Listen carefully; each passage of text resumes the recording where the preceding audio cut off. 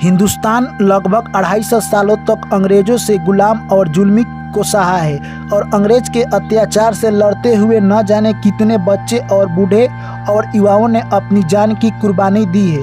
तब कहीं जाकर हम आज़ाद देश में सांस ले रहे हैं और आज़ादी के 75 साल पूरे होने पर अमृत महोत्सव मना रहे हैं। लेकिन दोस्तों, जब अंग्रेज यानी भारत आए उस समय कहे तो भारत में मुगलों का दबदबा था, दूसरी तरफ मराठों का दबदबा था। अगर ये दोनों चाहते तो उस समय अंग्रेज भारत में प्रवेश नहीं कर सकते, लेकिन अंग्रेजों का इतना वर्चस्व बढ़ गया कि वो धीरे धीरे भारत पर कब्जा करने लगे और उन्होंने मुगल साम्राज्य को ही खत्म कर दिया।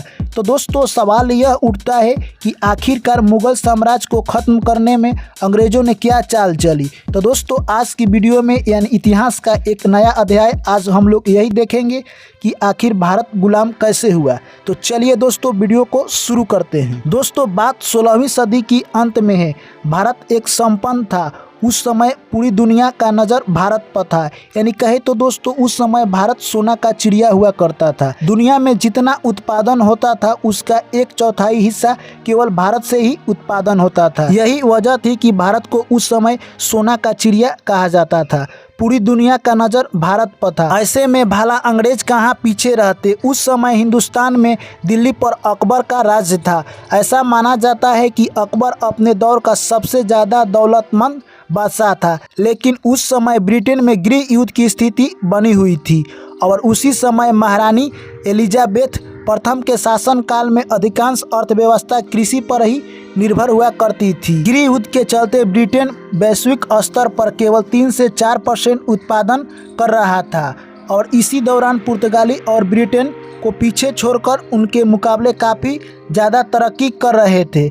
ऐसे हालात बिगड़ चुके थे कि ब्रिटेन को लुटेरे नाविक पुर्तगाली के जहाज़ ही लूटकर अपने काम चलाते, क्योंकि ब्रिटेन में लूटने के लिए कुछ बचा ही नहीं था। लेकिन उसी दौरान एक ब्रिटिश नाविक को समुद्र यात्रा के दौरान भारत की अपार संपदा और समृद्धि के बारे में पता चलता है और ब्रिटिश गवर्नमेंट तक यह खबर बहुत जल्द पहुंच जाती है। उसी समय यानी कहें तो 16वीं शताब्दी में 200 ब्रिटिश व्यापारियों ने मिलकर एक कंपनी बनाई और उसी कंपनी का नाम रखा ईस्ट इंडिया कंपनी।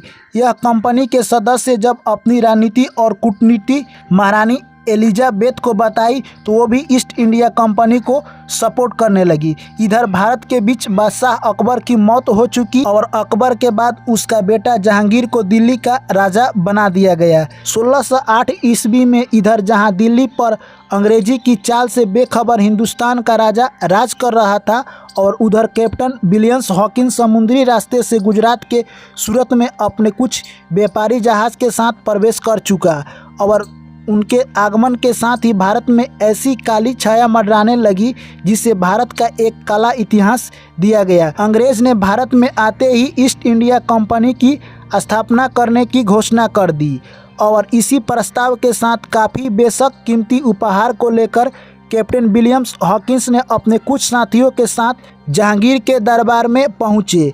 जहांगीर उस समय तो दर्ज और पुर्तगालियों के दबाव के कारण इस प्रस्ताव को ठुकरा देता है, पर अंग्रेज कहां पीछे हटने वाले थे। नई प्रॉफिटेबल डील्स जोड़ते हुए बार बार जहांगीर के पास जाते रहे। अंततः कुछ समय के बाद जहांगीर ने इस प्रस्ताव पर हस्ताक्षर कर दिए। अंग्रेज को व्यापार करने की मंजूरी दे दी। यह मंजूरी मिलते ही अंग्रेज ने पटना, सूरत, मुंबई और चेन्नई में अपना फैक्ट्री स्थापित करके व्यापार करना शुरुआत कर दिया। इस कंपनी ने यहाँ को लोगों को रोजगार और बदले में उन्हें अच्छी तनख्वाह भी दी, जिस वजह से हिंदुस्तानी ईस्ट इंडिया कंपनी से काफ़ी प्रभावित हुए और कई हिंदुस्तानी व्यापारी भी इन फैक्ट्रियों से जुड़ गए।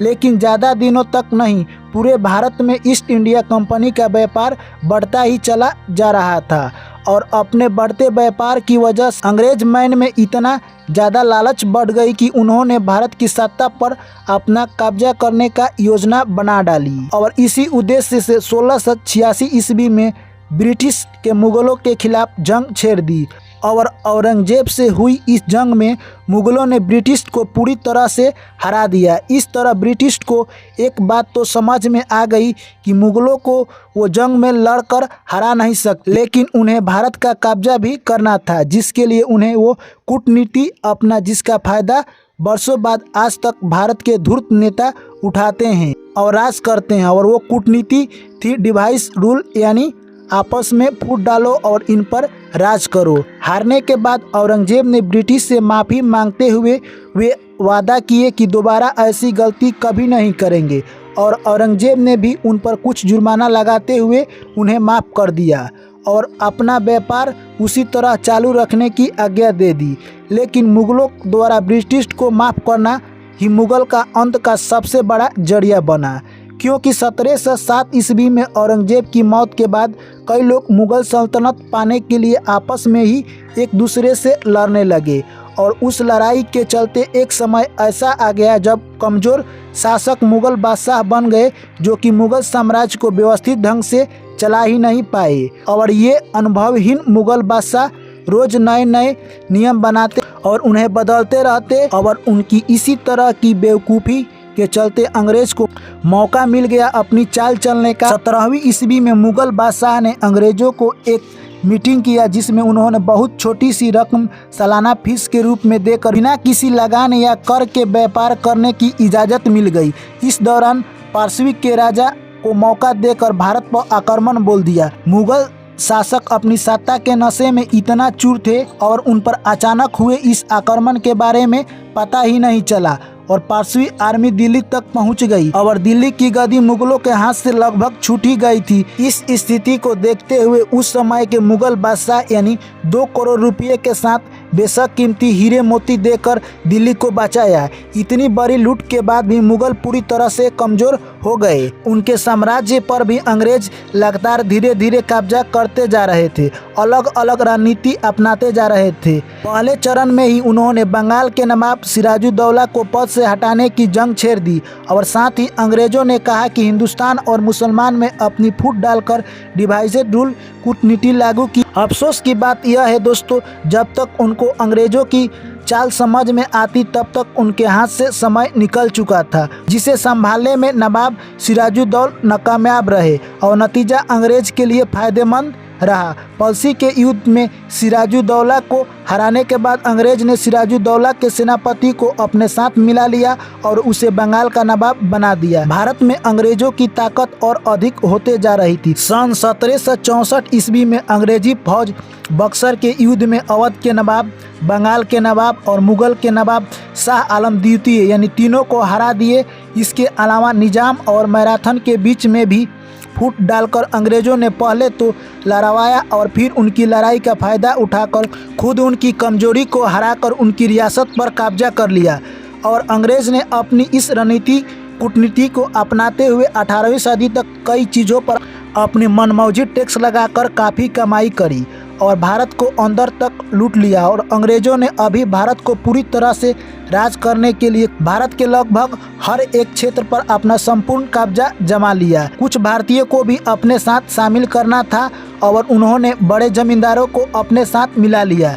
अंग्रेज भारत में कुछ बहुत अच्छे काम भी किए, जैसे एजुकेशन पॉलिसी लागू करना, रोड कंस्ट्रक्शन, रेलवे वगैरह लाना, जिस वजह से कई समाज सुधारक अंग्रेज से भी प्रभावित हुए और उनका साथ देने लगे। मगर यह विश्वासघात की वजह थी कि 1857 की स्वतंत्रता क्रांति के दौरान कई बड़े जमींदार और समाज सुधारक अंग्रेजों के साथ ही हो गए, जिसकी वजह से आगे चलकर अंग्रेज को भारत पर जीत हासिल करने में मदद मिली। भारत पर जीत के साथ ही मुगल साम्राज्य का आखिरी बादशाह बहादुर शाह जफर को अंग्रेजी ने अपनी बंदी बनाकर रंगून के जेल में भेज दिया और उनके बेटे खानदान के तमाम लोगों को मौत की नींद सुला दिया और पूरे भारत को अपना गुलाम बना दिया।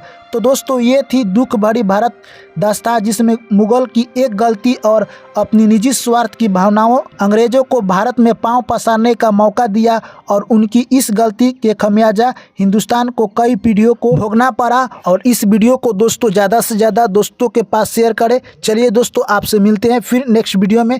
तब तक के लिए सभी साथियों को मेरा प्यार भरा नमस्कार। जय हिंद, जय भारत।